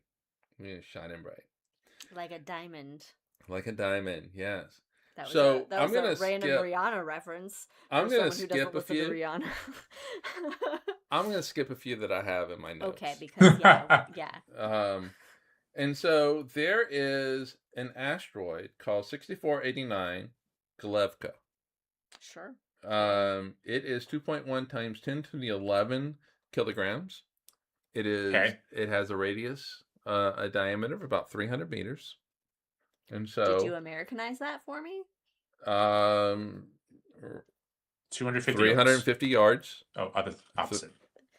350 times 3, whatever that is, 1,050 feet. Okay. So big. It has a life of 13.8 billion years. Well, that's reasonable. So these are the primordial black holes that would be evaporating right now. Right now. If they were created after. Yeah. So black holes. Wow. Whoa. How many black holes have evaporated? And how many are going oh my god. I have questions. That's a good question, Liz. Right now? I have like a couple just some more quick things to say. How many are about to evaporate? Oh, a lot. Is our universe filled with black holes? Are there black holes everywhere? Black hole. Oh, we had black hole graveyard? So, Do they leave anything behind? What happens after they evaporate? Is there no evidence? Do they leave anything? Is there a little memorial marker? They leave in a blaze of glory of gamma rays. So just a gamma ray burst? Maybe. But they would have to have probably a very specific signature. Now, there's an estimate that there are 1,000 primordial black holes inside of the Milky Way. Oh, only the Milky Way. Zipping around our galaxy. There is nothing there. There's something that is one estimate. There is another estimate that right now there is probably a primordial black hole somewhere in the solar system. But one of the coolest, and this is how I'm going to end the show. One of the coolest things that I read about, hey, this is a cool way. This is a way in which you can look for a primordial black hole. Oh, wait, just anybody? Yep. And it involves, I'm gonna say a geologist named Anne, because all of you should be reading Red Mars. And she's the geologist in Red Mars. Mm-hmm. Look at rocks. If you have a hole that is a straight line through a rock, it might be, not probably, but it might be from a primordial black hole. That just has passed through the fucking Earth? Yes. What? Yep. And with that, everybody, I hope you enjoyed our show on primordial black holes. Join us in 2 weeks where we are talking about High in the Sky for May, but join us here in a few moments where we talk about Artemis in The Hangover. I think the next episode is going to be watching us scoop our brains back into our heads, like ice cream, scooping up, putting it back in the skull. You mean? Cheers, everybody. We'll see you in 2 weeks. Okay. Bye. Bye. We'll be right back. Bye. Join us for The Hangover in a couple minutes. We're gonna take a little break. Cheers. Bye. Oh no! Oh no! What? I did the wrong button. What button did you do? They can still hear me.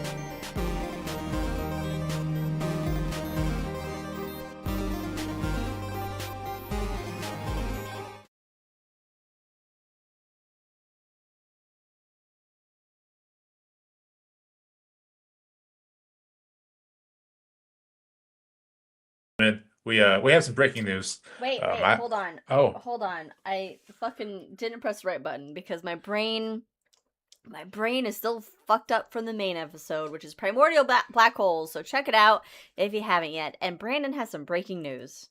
I had the black hole hit my backyard right through a tree, and it fell onto my shed. So a black hole, act of God apparently, is now on my shed.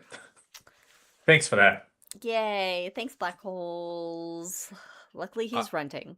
I love that episode. That was great. It was fun. Okay, yeah. So if you're just watching The Hangover on YouTube and you haven't seen the main episode from this, what we did, Primordial Black Holes, check it out. It is mindfuck. A little bit. But fun and physics and fun and physics and lots of physics and Big Bang. And fun. And fun. But also, I can't look at rocks the same way anymore. I always love geology and had appreciation for geology. I like when we're driving and we see like the strata on rocks and whatever. And now, are you looking at the coaster that I made for my... Yes, I am. I'm looking for holes. But it's got to go straight through. Yeah, I was looking. Yeah, well, if you see a rock with a hole straight through it, I'm immediately going to be like, black hole rock. Black hole rock, and I will start collecting them. That is just one way. That is just one way, and it was just a thought. How do we hypothesize that we think there might be one primordial black hole in our solar system? Like, where does that come from? I'm not entirely sure where they got the number. Is it odds? Just the odds are there's probably one. Well, they said there's 1,000. The number you had was 1,000 in the Milky Way, right? Well, what I said was that there was one estimate that said there's like maybe 1,000 in our galaxy. But there's a whole other thing that was like, hey, we probably have one inside of our solar system, and. Is it in the center of the sun because the sun's gravity caught it and that type of thing? That's entirely. But also you could have. Wait. All right. Sorry. Go ahead. I'll come back. You could have a primordial black hole that is basically like a bullet and just shoots through these objects. Now. These primordial black holes. Oh, damn it! They don't know what they're doing. Right. All right. Let me look it up. This sounds like a lot of fishes entanglements. I'm sorry. Well, Mike's looking that up. It's like the third. I know. I'm sorry. Can I promote myself real fast? Can I plug myself? If anybody wants to come out to Oak Ridge, Oregon at the end of May / the second weekend of June, She is really. I'm gonna be in a play. A maze. And that's one of the lines in it that I say. And so. Anyway. Oh, is it really one of the lines? I'm gonna be in a play? No, the officious entanglements. Oh, you say a maze? The officious entanglements. Okay. The officious entanglements. And, that just shows that my 3 years of university were worth it. That's why I say that line. And not just the tattoo. Anyway, I'm sorry. Before Mike jumps into his thing, first of all, yes, I will be there for a play at some point.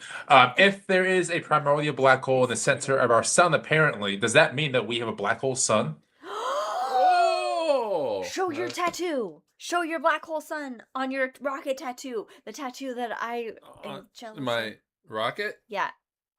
Black hole sun. Oh, right there. Black that's hole sun cool. on his cool retro rocket.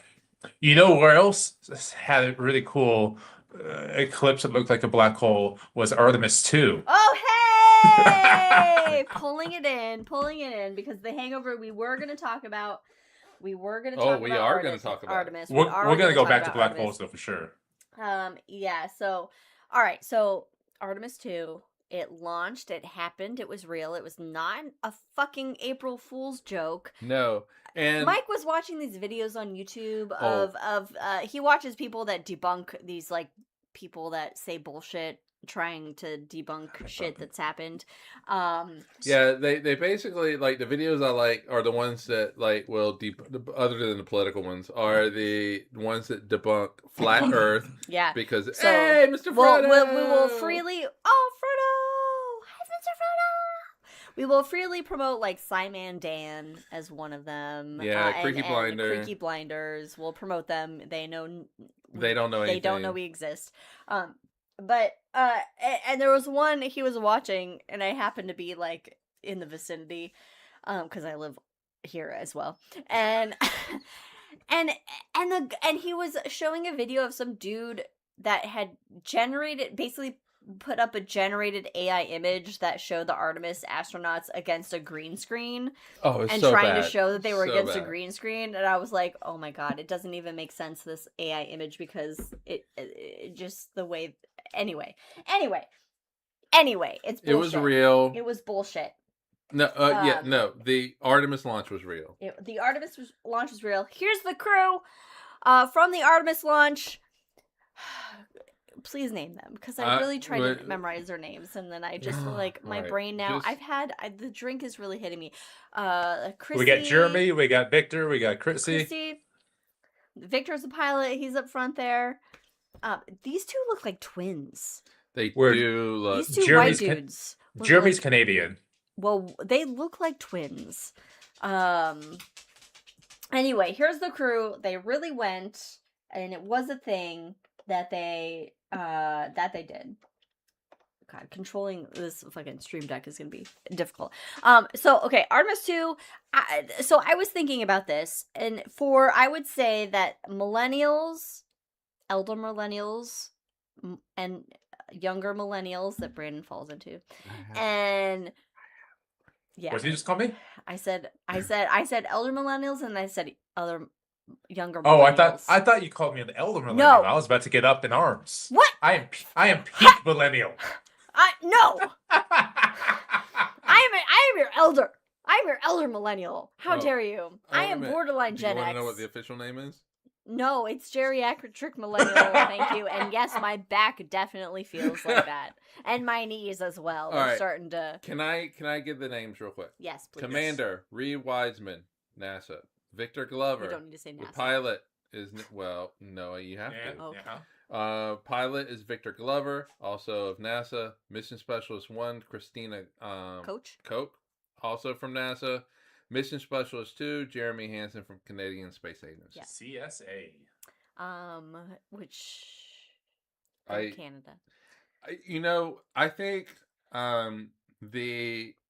how you can describe this and how it makes you feel is this morning. Hold on. No. I was in the middle of mine though. Oh, go ahead. Okay. It's just that I would say the millennials, including the elder millennials that feel like we're more Gen X than we are millennial, and Gen Z, and I would say I don't know how old Gen Alpha is now, if they can even if they have any cognizant of the world around them. Is that what Susanna is? No, Susanna's Gen Z. No, she's. Oh, is she? Yeah. Okay. I'm pretty sure she's a younger Gen Z. Mm-hmm. Susanna, you can comment on this. But this is our Apollo. This is our Apollo mission to the moon. This is our first whatever Apollo moon flyby mission. And so it is like historic and important. And there's a woman involved. So even better than Apollo, because there's a woman there. Yes, Dad, you should know this. You're Gen Z. Okay, but I can't keep up with all the letters. I know. Well, I know that you're like... Tell that to the LGBTQ plus IA plus community. You can't keep up with all the letters. All right. But yeah, no, this is a historic moment, and the fact that like Brandon and I, to be fair, you were just born when Apollo 11. That was a couple days. You were just born, so I was 2. I was 0 plus 2.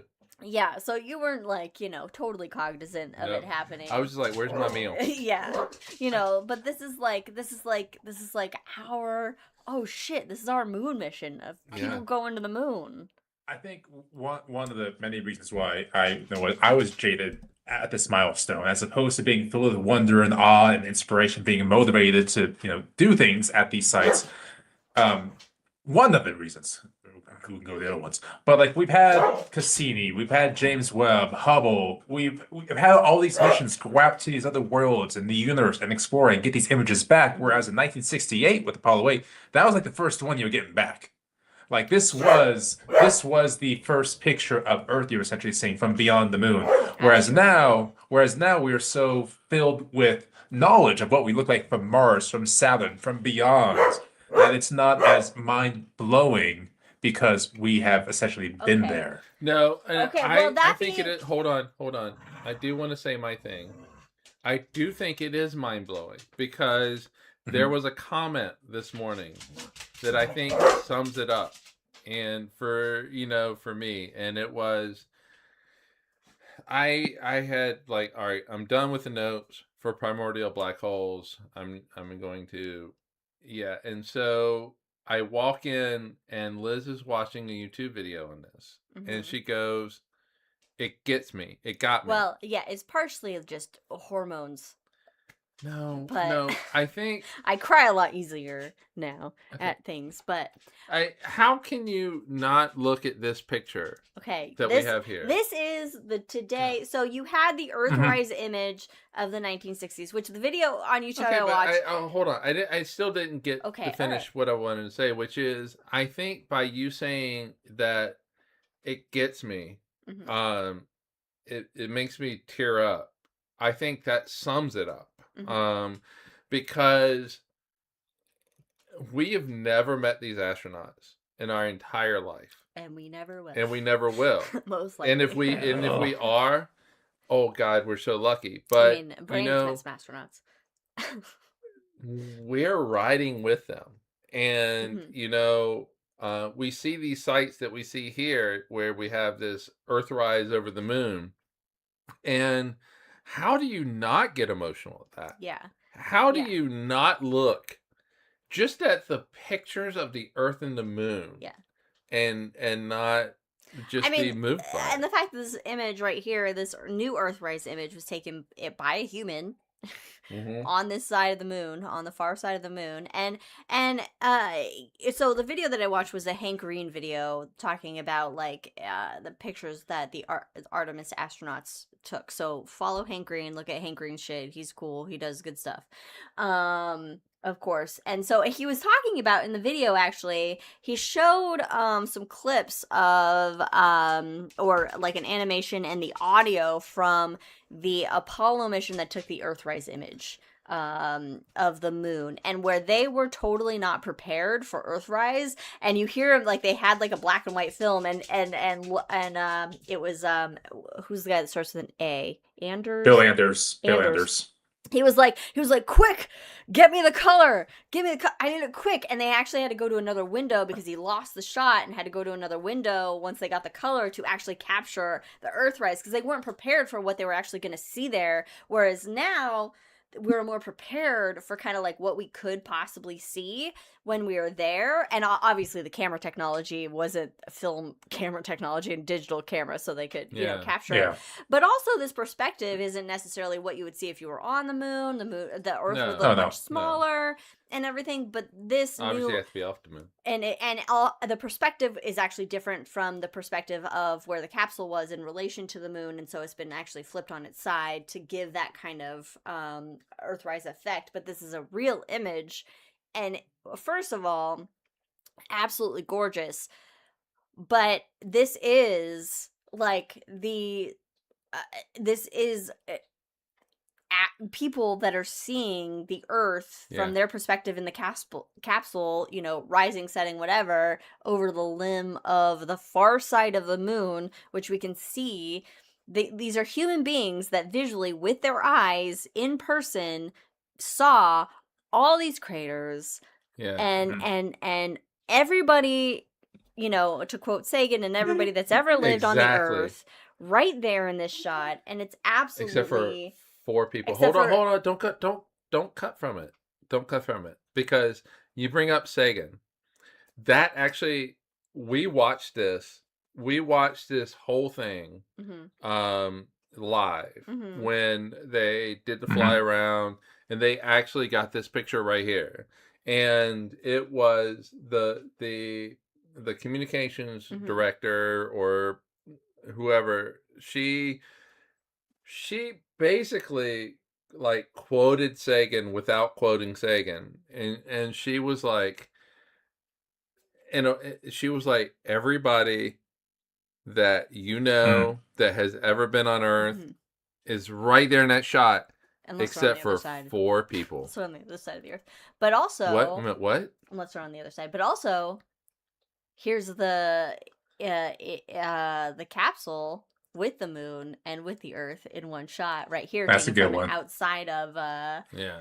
So there's everybody except for everybody and as Hank Green 4 said, people. Everybody but 4 people. Everybody that they're in there. So right everyone there. but like one person. No, not. That's the capsule. That's the Intrepid. That's the bottom of the capsule, right? That's where the astronauts down are. There. The capsule's down there. The astronauts are in there. So this is an outside camera, right here of basically the Earth, the Moon, and the what is it? Intrepid. It was Intrepid. Intrepid. Yeah. In the Intrepid capsule right there. I mean, absolutely fucking beautiful. So let's kind of look at I went out of order with this just based on what you were seeing with how I had it planned. But let's take a look at this image right here. Here's the Earth as the astronauts were leaving home. Integrity. I can't get them straight. You have, fucking all the shit on Mars. Yep. And then okay, can we say that this is processed? That this is not processed. No, but like there's another one that's just like this. That flat earthers are like, oh, no, this is 12 the hours different. This is the image. See how all it's grainy and everything? Yeah. This is not, and I don't know if it's showing up grainy in the feed. Just on our monitor, it shows up pretty grainy, but on my other computer monitor, it doesn't. So when you look at this image, you can actually see the aurora, the greenish in the north and south poles. Venus. And the Earth is actually flipped to our normal perspective of the Earth on how we would actually look at the Earth on a map. Venus in the lower, that bright dot in the lower right is Venus. But you can also see that thin line of atmosphere all the way around the Earth. And what I learned watching the Hank Green video is that is called the sodium line. So that is sodium. That's sodium that is in the upper reaches of the atmosphere. Oh, that's cool. Yeah. So it just shows you like how thin our fucking atmosphere is, and that on is this globe of the Earth. All that separates us between us and space. Yeah, that's all that separates us and Venus in this image. I mean, and then you could see in the center there's actually an artifact, a reflection from the light inside the capsule that was captured there. Oh, that's what that is. Okay. By the way, lower left there, that is Africa. That is the northern part of Africa. Northern part of Africa because it's upside down. To what you would normally see on a map. And you can see Spain. that it's round. It's round. It's not flat. It's not flat. The Earth is not flat. This image also phenomenal, showing from the window of inside that's a good one. The capsule, the Earth, and just looking at the window and all of our man-made shit. And then here's the Earth and what you would see basically if you're looking out the image. One of my favorite things of the Apollo missions was like the 60mm camera they had, and they just take kind of pictures of the capsule themselves, and then in the background you see the moon or you see the Earth. So that's exactly what this is. I do want to say one thing, just real quick. If you want to get the actual pictures, please go to NASA. Yes. Do not go to Facebook. There's a lot of AI bullshit on Facebook and social media. Go to NASA's website. Go to NASA. NASA's got it. NASA has to release these images. Yeah, your tax dollars pay for it. Yes. And so was it within 24 hours of the pictures they have to release it? I think it is. It's something like real fast. So all of these credit NASA, but also your tax dollars go for it. Here's a peek of the moon and the Earth through a window. This is a beautiful shot. It does look like a little eye. So this is also a beautiful shot. I love that as the Artemis astronauts got closer to the moon, they got so bright they had to put a T-shirt over the window to block out the lights. Yes. All that. Was it? Sunlight. Did NASA suggest that, or was it because there was like back and forth, and they mentioned that where they were talking about how they had to put like the T-shirt and stuff like that. Yeah. And to block. Because they were about to flip around and they need the eyes to get dark adjusted, and it was so bright they couldn't do that, so they had to block out that light. And there was a picture I didn't put in here, but they're all wearing eclipse glasses. Oh yeah, that's a fun one. Yep, for that. Same ones we have. Because of the same ones that you get for an eclipse.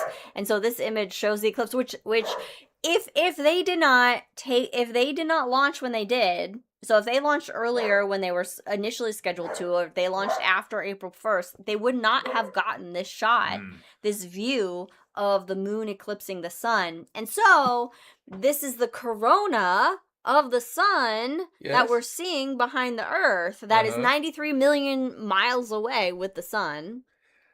And yes, Mikey's raising his hand. No one can see you because the image nobody is can up. see me. But what I think is really cool about this is the sun is behind the moon. Oh, Earthshine. Earthshine. Yes. So you can see that part of the left side of the moon is illuminated. That is light reflected from the Earth. The sunlight on the Earth reflected onto the moon. Which is why you can't have vampires. Yeah. And also, they broke Apollo 13's record of being the furthest humans away from planet Earth. Yes. And so the moon wasn't like huge like it was with Apollo 8 or Apollo, any of the Apollos, but it was like a basketball held at arm's length. Yeah, because they were. That's how big it was. Yeah, far enough away to see the whole thing. And then also in this image, on kind of the lower right, there's actually 3 planets that you can see. It's oh god, our dogs are going crazy right now. But one of them is Mars, and I think Saturn might be the lowest one in the right. And then one of them is Mars, and then Venus. Okay, I'm gonna guess Venus is the far right because it's brighter. Actually, the one closest to the moon is pretty fucking bright. Closest to the moon is Venus, and then it's Mars, and then it's Saturn. I don't know where Jupiter is, but you can see how they're in line, so you can see basically the plane of the solar system, the ecliptic of the solar system, the Earth being obviously way off to the left, causing that Earthshine. And what's really great about this is that you can see stars in it, which normally with the exposure of a camera, it's not long enough to see stars, so you'll see other images of the moon and Earth where there aren't stars around it, and in here you can see the stars because they had a long enough exposure, or they had the ISO way up to capture. And that's how you know the Apollo landings were fake, because you can't see the stars in the sky. Yeah, exactly. Oh my god! One of the videos I watched today was all about that, and the guy was like, the guy who's debunking all this is like, you obviously don't know how fucking cameras work. Yeah. Here's another image from the eclipse of Venus here on the left-hand side, and then a little camera artifact that's in between the moon and Venus. And then actually, apparently they're kind of looking into if this is corona that they're seeing, this light from behind the moon, or if it's zodiacal light, or a mix of corona and zodiacal light. So what is zodiacal light? So there's still, It is the dust of the atmosphere. I mean, the dust of the solar system. So in the plane of the solar system, you have a lot of dust, and that is the dust that the zodiacal light is the sun illuminating that dust in the plane of the solar system. Nice. So they're still looking at this and trying to analyze exactly what they're seeing here as far as that light behind the moon. So it is of scientific value. Yeah, and so you would with zodiacal light, you would expect to find most of that glow in the same plane as the moon and Venus which is kind of what you're seeing. Which is what's happening. So it could be a mix of both, and it could be one or the other. So I mean, those are some of the pictures that I thought were just beautiful, phenomenal, awe-inspiring, amazing. And what's great about, I mean, we have telescopes that go around the moon, so we know what all sides of the moon look like, and we can study them and whatever. There's, from the near side to the far side, not called the dark side. It does see sunlight. It just orbits the Earth at the same rate that it revolves around the Earth, so we only see the near side of the moon. But to have a physical human perspective of it is something different than just having, a robotic spacecraft take pictures of it. Oh, yeah. You know, and the fact that this was just an exploratory mission, testing equipment. Basically, this was testing our ability to get back to the moon, using this technology from the SLS and the Orion capsule and what have you. You know, so the ultimate goal is to actually have human beings walk on the moon again, and eventually establish, you know, a permanent base on the moon. And the moon is our segue into Mars territory. I will only say this briefly, then we'll move on from it. Okay. But if you would like this to continue, do not forget to vote, because the White House has given a $6 billion deduction in NASA's budget for the next fiscal year. Yeah. Which NASA barely gets anything as it is. All right. I am not defending the orange piece of shit in any kind of way. Please do not take it that way. God, please vote. That would be the end of the world if you started defending that motherfucker.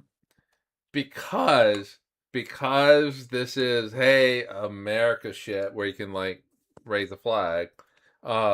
This Artemis stuff though is not affected, but everything else is affected in this budget cut of NASA. You know, but Artemis and like manned missions. I wouldn't even say that Artemis is not affected, because of course if you're working on the Artemis mission in NASA and you're seeing everyone around you be affected by being laid off, by having budget cuts, you're thinking the same thing, and you're going to secure your future and get a job in the private industry. So yes, Artemis is still being impacted 100,000,000%. Definitely vote smart. Don't vote for this bullshit. But anyway, the good news, call your representatives, because all this shit that Trump says is just him saying stuff. Yeah. He's not setting a budget. Only Congress can set the budget, because that is, you know, Constitution 101. All you MAGA Not fuckers. that matters anymore. Yeah, that's true. Anyway, Brandon.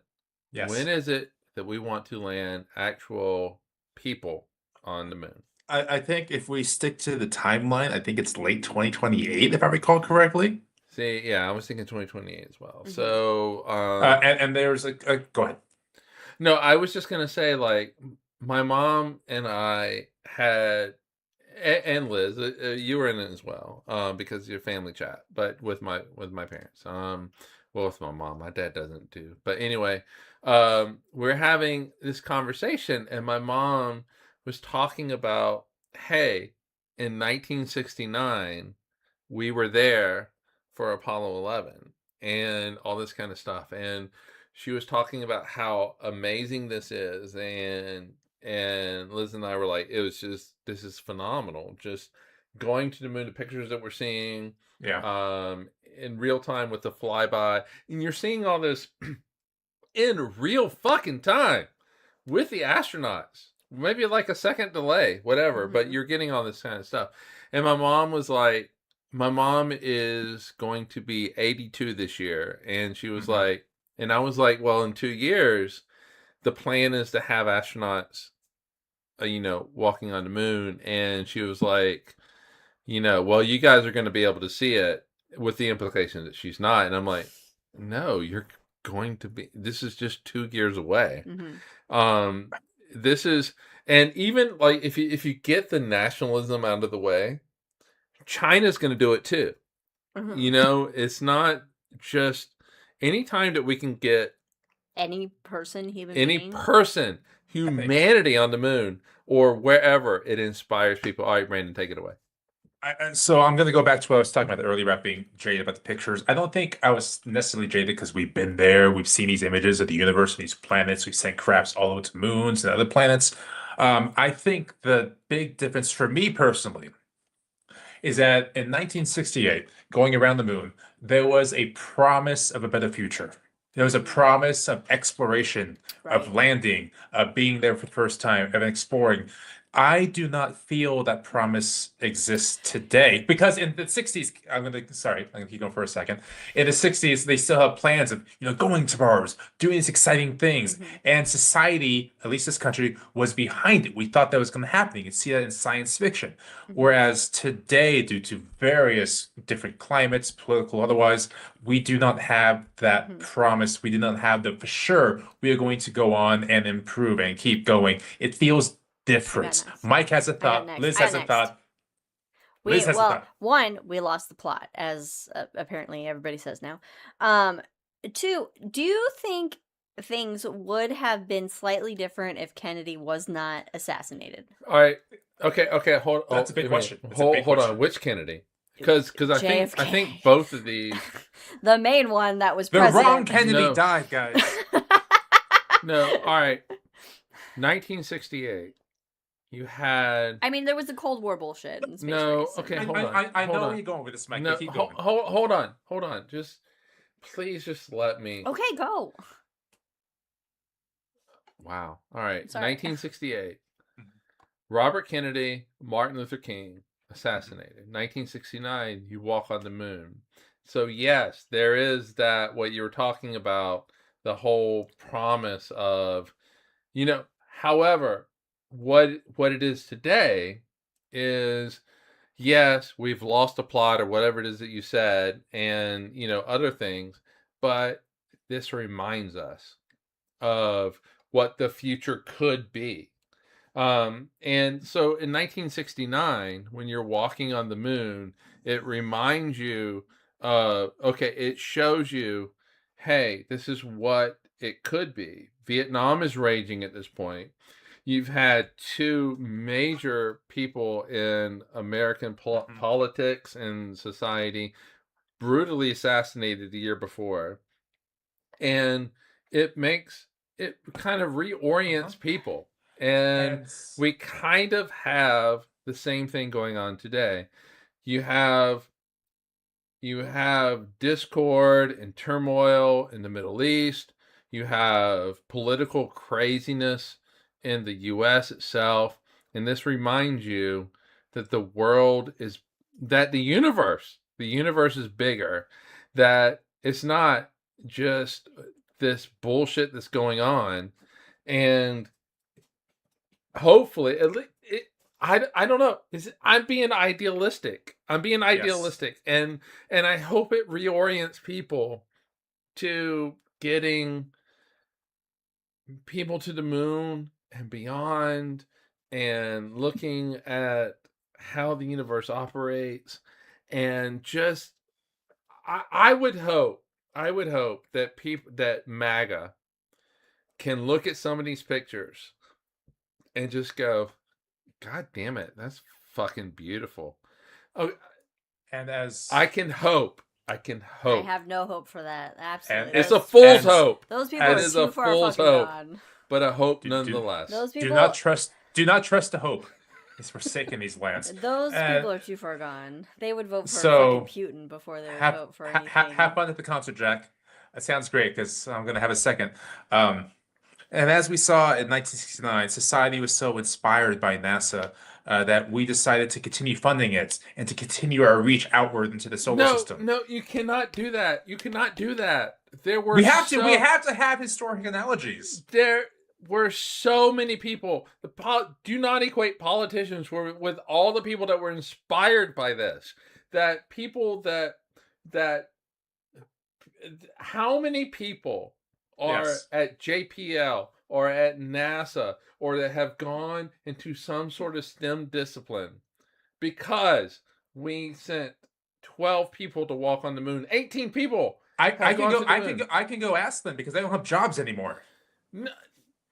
No, don't equate politicians. This is inspiring. No, yes, people. And I'm saying why I'm jaded about this. No, I completely get that. Those people that are inspired need to go into fucking politics and get fucking and promote fucking NASA and the shit that matters. What we need to do is we need to call those politicians. We collectively. But I don't. And politicians were around when the Apollo missions happened. And it's very tough. Most of the politicians we have today were around during the Apollo. And it's very tough to get a response from. Yeah, exactly. They were all around during the Apollo missions. They don't fucking give a shit. And it's tough to get a response from these politicians when they can't talk because Trump's dick is in their mouth. Yeah. I think. Okay. Black holes, people. Okay. Black holes. All right, hold on. I'm sorry, I went way off the edge there. Hold on. I approve of this comment. I think that you cannot hold politicians. And you see, I mean, that's not fair, because the politicians are the Republican Party.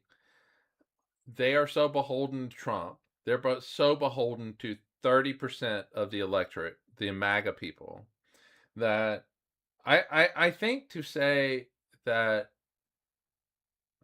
because in 1969, where are we today? Because 1969, the funding dried up and all that kind of stuff. I think that does a disservice to all the people that were inspired by that. Whether they have jobs or not now is irrelevant. They were still inspired by it. How many people went into STEM because humanity walked on the moon? How many people how many people wrote science fiction, which then inspires people?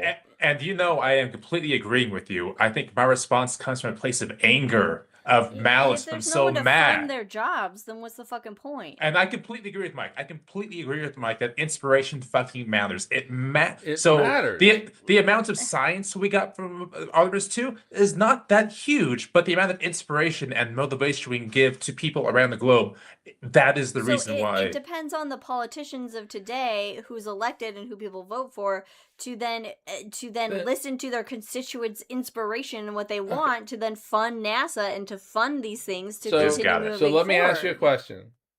Then why do this? Why go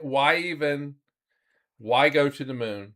If this is such this is such a nihilistic philosophy, why go to the moon? I have two answers. Why have podcasts that talk about going to the moon? I don't know what your point is. No, I am going to give a nihilistic answer. I'm going to give a completely jaded answer first, and then I'll give my real answer. So the jaded answer, and I'm going to take a drink for this one because this is going to hurt my little soul. Oh no, I'll drink with you. My jaded answer, and I do not believe this in my soul, but is political momentum. So the response that NASA gets in general from a variety of people, from certain segments, is that it's a jobs program. If you were to cancel the SLS, I know, Mike, I'm with you. If you cancel the SLS, if you cancel Artemis, Orion, you lose tens of thousands of jobs. And important people in Congress will then lose their jobs because the constituents no longer have jobs. And that is a reason, and I love the SLS, that is a strong reason why the SLS is still in production today, is for the economy, quite frankly. Mm-hmm. Now, in my heart of hearts, I do not believe that is the case, but in practical reasoning, that's a huge case. It's political momentum. We've had these programs going on for the last 25 years. If you cancel them, you lose jobs, you lose momentum in economies and companies. Lobbyists are going to dry up and no longer fund your campaigns. It's a huge region, and I hate it. But unfortunately, that is part of the reality we have to contend with. Mm-hmm. Now, within my soul, of course, this is fucking worth it for any 1,016 reasons. The inspiration is seeing the Earth rise, to seeing everyone and every has ever existed in a single picture. That is the reason we do it. The eventual, death of the sun, and we gotta go somewhere because the Earth is going to be eventually fucked in about 2.5 billion years. But unfortunately, reality isn't necessarily, I don't know what to say, comforting. And our science communication has never been great in this country. Our science communication and that whole level of understanding of the importance of space exploration and what actually it gives its ROI. Did you know that the Navy, the Marines, they can all advertise? NASA is forbidden by law to advertise. They are forbidden by a law of Congress. They cannot advertise themselves. What? Why? Yep. But the Navy. Fuck if I know. Yeah, they can put advertisements for recruiting. NASA cannot. What? By law. What? That makes no sense. Okay. Whatsoever. I apologize, Mike. No, I just feel like, that it doesn't matter. It doesn't matter. All right, go on. It doesn't matter. I think it does matter. If I look behind what I'm looking at, I have a science fiction photo of somebody living on Titan rather, looking at planet. I have all these science fiction books behind me. Mm-hmm. I believe in the future. I believe in inspiration. My soul would die if Artemis was not happening. So yes, of course, that is the reason why we do this. It's for inspiration, and it matters so much. Why can't we just take a moment to enjoy the inspiration? Why do we have to take what was a phenomenal goddamn fucking week? I see. And then just jade the fuck out of it. I mean, I see. We had a moment where, for once, I guarantee you, probably 90% of the world was watching this stuff and going, "This is goddamn cool." And just leave all the politics aside. Just the whole America first or whatever. And considering our podcast, considering the people that listen, we are here to inspire. We are here to invoke imagination. And here I came and shit on all of it. I see your point. It's just like, it was what a 10 days that was. And for once, for a moment, for 2 moments, because I mean, I did look between, I'm going to say 3 moments. During the launch, I watched. During the flyby, I watched. During the splashdown, I watched. And for the other goddamn 8 days, 9 days, 10 days, whatever, I checked in. What are they doing? And it was inspiring. And I don't think we should underestimate how important that is. There's going to be people that were inspired by this. Oh, for sure. And they are going to go. They're going to go find a STEM career. It doesn't mean that they're going to go end up working at JPL or wherever. That they're going to go into a STEAM career that they probably may not have thought about. There's going to be somebody that was so inspired by this that they're going to reach out to their congressman and they're going to be like, "Hey, you need to fund NASA. Don't take $6.5 billion from NASA's budget. Fund them, and not only fund them that $6.5 billion fund them more that Trump wants to take from their budget. Fund them more. Fund them so that we're not only going to the moon, whether it's a flyby or eventually that we land on the moon, because we will in a couple of years. This is just a stepping stone. But we look out into the universe and we better understand the universe that we live in, the solar system that we live in. But let's also look inward and let's look at the Earth, because Trump has killed that budget as well. Not only now, but just a year ago.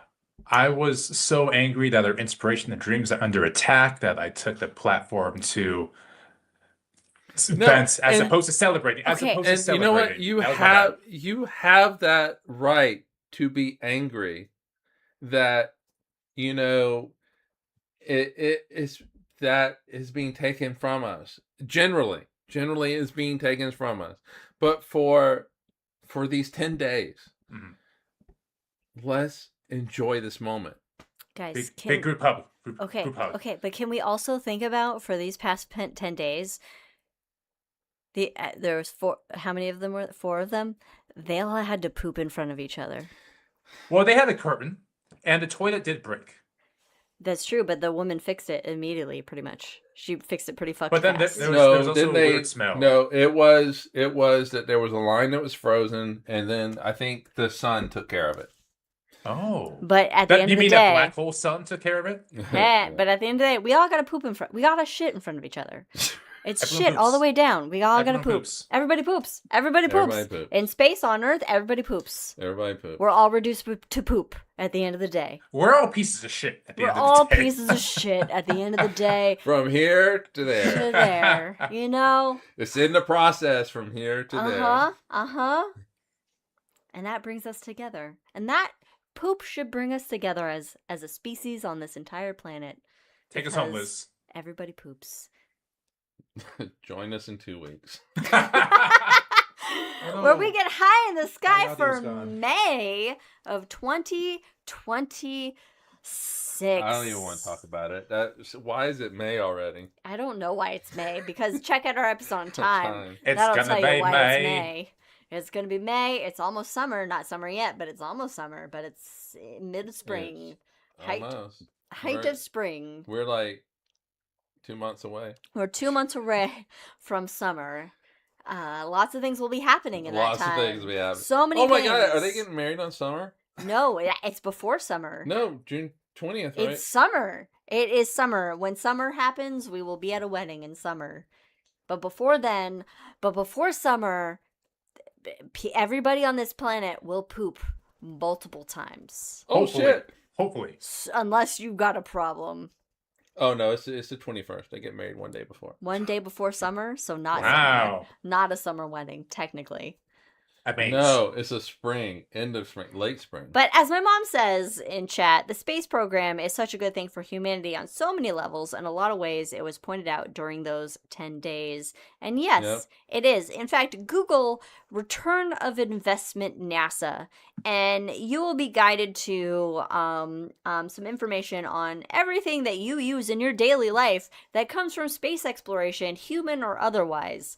And why it is important to invest in the ultimate final frontier that we have, which is the rest of the universe beyond the Earth. Right. And beyond that sodium line? Beyond that sodium line. Ooh, beyond that nice. thin fucking sodium line. Are you looking for it? That is the fucking Earth. Our thin atmosphere that contains everybody within it protects us from all the harsh cosmic rays, from stars exploding in the universe, the radiation from the sun. Go back to the moon and the Earth. This one right here. And do not come back to us. Do not come back. You want to end the show on this image right here? All Consider again that pale blue dot we've been talking about. Exactly. On it, everyone you know, everyone you love, everyone you've ever heard of, lived out their lives on that pale blue dot.